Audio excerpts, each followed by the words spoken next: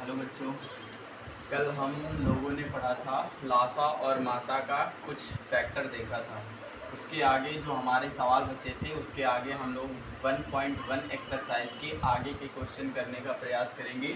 Question number 3 आपसे पूछ रहा है संख्याओं का एलसीएम और एचसीएफ क्या करना है, आपको ज्ञात करना है, लासा और मासा ज्ञात करना है। तो कल हम लोगों ने जो सीखा था वो दो संख्याओं में लासा और मासा निकालने का तरीका सीखा था, लेकिन आज हम सीखेंगे तीन संख्याओं में लासा और मासा कैसे निकाला जाता है। सबसे पहले हमें तीनों संख्याओं का क्या करना पड़ेगा, फैक्टर करना पड़ेगा। अर्थात 15 के जब हम लोग फैक्टर करेंगे तो 15 के जब फैक्टर करेंगे तो मिलेगा, सबसे पहले पीछे कितना है, 5 है। अगर पीछे 5 हो तो आप 5 से काट सकते हो, या फिर 3 से भी कभी कभी चला जाता है तो हम 3 से भी भाग दे सकते हैं।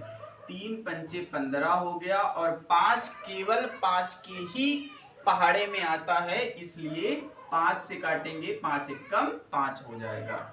ये दूसरी संख्या हमारे पास कितनी है, 12। 12 को हम कैसे लिखेंगे, इकाई का अंक कितना है, 2, और जब इकाई का अंक 2 हो जाए तो हम किस संख्या से भाग कराएंगे, 2 से भाग कराएंगे। 2 छक्का 12, और पीछे कितना आया, 6। इकाई का अंक 6 है, इसलिए हम 2 से ही भाग कराएंगे, 2 तिहाई 6, और फिर कितना मिला, 3। 3 अभाज्य संख्या है और 3 केवल 3 के ही पहाड़े में आती है। इसके बाद 21 की बात करेंगे। 21 के इकाई का अंक कितना है, 1, और जब इकाई का अंक 1 हो तो हमने आपको बताया था सबसे पहले आप कितने से भाग दोगे, 3 से। 3 सत्ते 21 होता है, 7 अभाज्य संख्या है, 7 एकम 7 हो जाएगा। अब 15 के फैक्टर हमें क्या क्या मिल गए, हम उनको लिखेंगे, 3 गुणे 5। 12 के फैक्टर हमें क्या मिल गए, 2 गुणे 2 गुणे 3।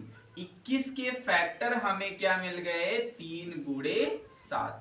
अब हमें क्या करना है, सबसे पहले HCF HCF कहें तो मासा।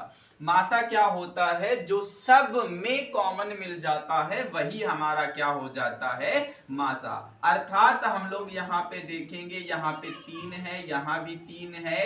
3 जो है वो सारी संख्याओं में क्या है, कॉमन है, तो 3 हमारा क्या हो जाएगा, मासा हो जाएगा। फिर इसके बाद हम बात करेंगे एलसीएम की। एलसीएम का मतलब होता है जो मासा है वो तो रहेगा ही रहेगा, और जो बची हुई संख्याएं हैं उनको भी हम लिखेंगे। पहले लिखेंगे 5, फिर लिखेंगे 2 गुणे 2, और क्या बचा, 7। अर्थात इनका हम गुणा करा के भी लिख सकते हैं, या आप ऐसे ही लिखना चाहें तो ऐसे भी लिख सकते हैं। 2 दूना 4, 4 पंचे 20, 20 तिहाई 60, और 60 का गुणा 7 में कराओगे तो 7 और 6 42, यानी 420। एलसीएम कितना हो जाएगा, 420 हो जाएगा। सेम इसी प्रकार से 17, 23 और 29 का देखेंगे। 17 को हम जब भाग देंगे तो 17 क्या है, अभाज्य संख्या है, 17 एकम 17 हो जाएगा। 23 भी अभाज्य संख्या है, 23 एकम 23 हो जाएगा। 29 से अगर हम ले लें तो 29 भी अभाज्य संख्या है, तो 29 एकम 29 हो जाएगा। अर्थात 17 के जो फैक्टर मिले, 17 मिला, गुणे 1 भी लिख सकते हैं। 23 के फैक्टर क्या मिले, 23 गुणे 1 मिला। 29 के फैक्टर क्या मिले, 29 गुणे 1 मिल गया। अर्थात HCF की बात करें तो सब में क्या मिल रहा है, सब में 1 मिल रहा है, अर्थात मासा 1 है।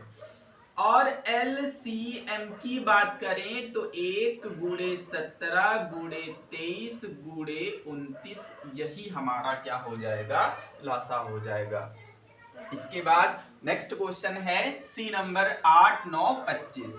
ये आपका होमवर्क रहेगा, ये आपको खुद करना है।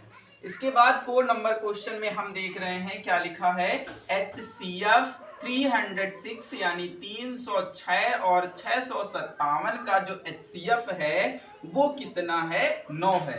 तो आपसे क्या पूछ रहा है, LCM पूछ रहा है।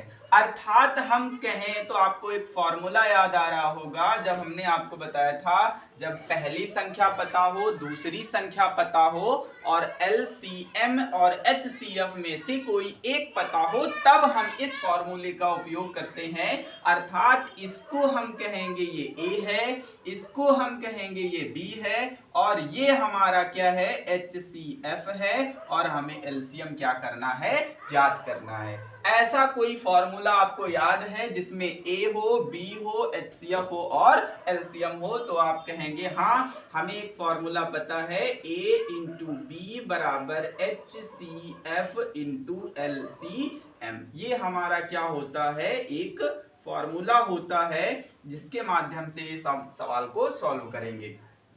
A की वैल्यू कितनी है, 306, B की वैल्यू कितनी है, 657 बराबर HCF की वैल्यू कितनी है, 9। LCM आपको क्या करना है, LCM आपको ज्ञात करना है।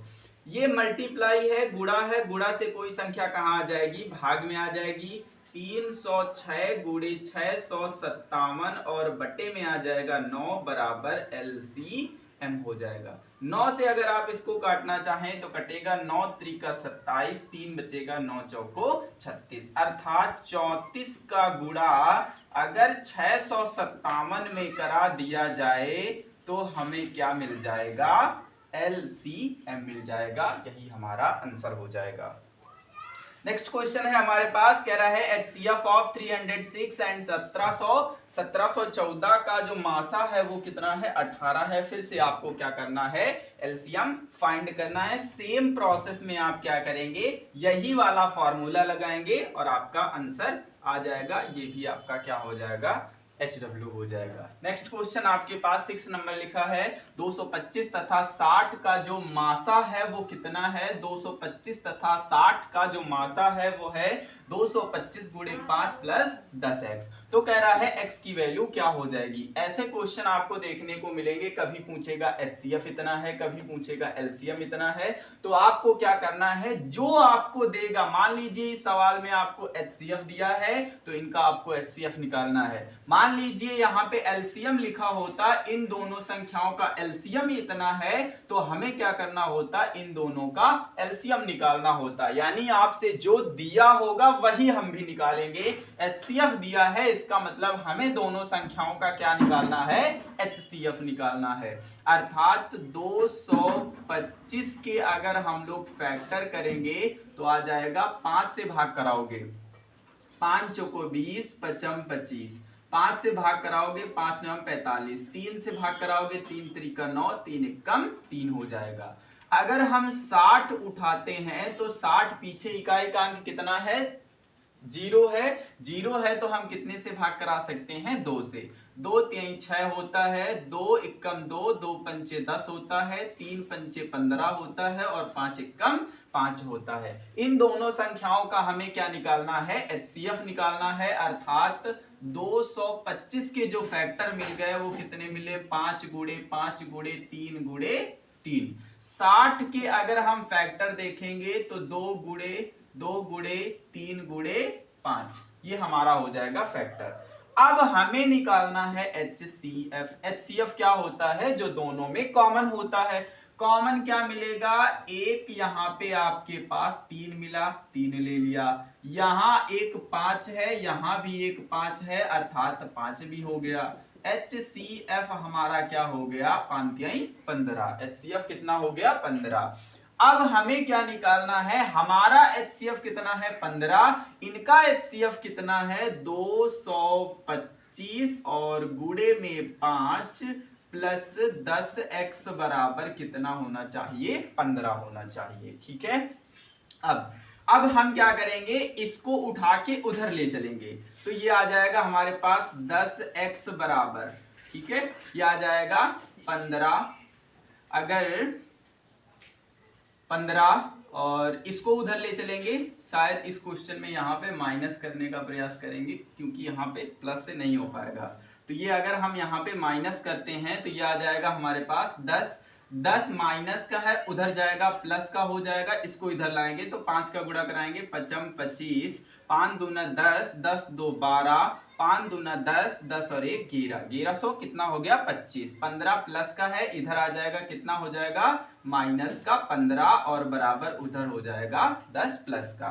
ये 15 25 से 15 घटा देंगे कितना बचेगा 110 बचेगा, और ये 10 गुणे से कहाँ आ जाएगा बटे में आ जाएगा, 1 0 से 1 0 कट जाएगा, x का मान कितना हो जाएगा 11 हो जाएगा। अर्थात x का मान कितना होना चाहिए 11 होना चाहिए। ये सवाल में यहाँ पे माइनस होना चाहिए था, ठीक है। फिर इसके बाद ऐसे ही सेम प्रोसेस में एक सवाल ये आपको दिया गया है, इसको हम क्या करेंगे फिर से इसका क्या निकालेंगे HCF निकालेंगे, ठीक है। HCF निकालेंगे सबसे पहले 18 के हम फैक्टर करेंगे तो कितने आ जाएंगे 2 9 18, 3 3 9 और ये आ जाएगा 3 1 3। फिर 117 की अगर हम फैक्टर करें 3 से कट सकता है क्योंकि 7 जो है वो इकाइकांक है, और 7 अगर इकाइकांक होता है तो 3 से चेक कर लेते हैं। 3 3 9, 3 9 27, 3 से भाग कराएंगे 3 1 3, 3 3 9, 13 अभाज्य संख्या है, 13 1 13। फिर इसके बाद क्या करेंगे 18 के जो फैक्टर हैं वो क्या मिले 2 गुणे 3 गुणे 3। फिर 117 के जो फैक्टर हैं वो फैक्टर क्या मिलेंगे 3 गुणे 3 गुणे 13। सबसे पहले हमें निकालना क्या है HCF निकालना है, तो HCF निकालेंगे HCF। तो HCF क्या होता है जो दोनों में कॉमन होता है, ये 3 3 मिल गया बाहर और ये 3 3 मिल गया ये बाहर, 3 3 9। HCF हमारे पास कितना हो जाएगा 9।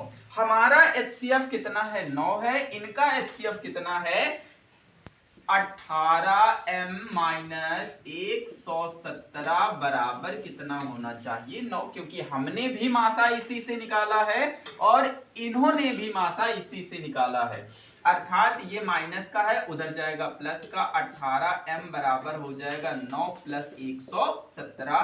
18m बराबर 9 प्लस 117 जोड़ेंगे 9 7 16 और यह आ जाएगा 126। ये गुणे से कहा जाता है बटे में, 126 बटे 18, 18 सत्ते कितना हो जाएगा 126। अर्थात m का मान कितना होना चाहिए 7 हो जाना चाहिए।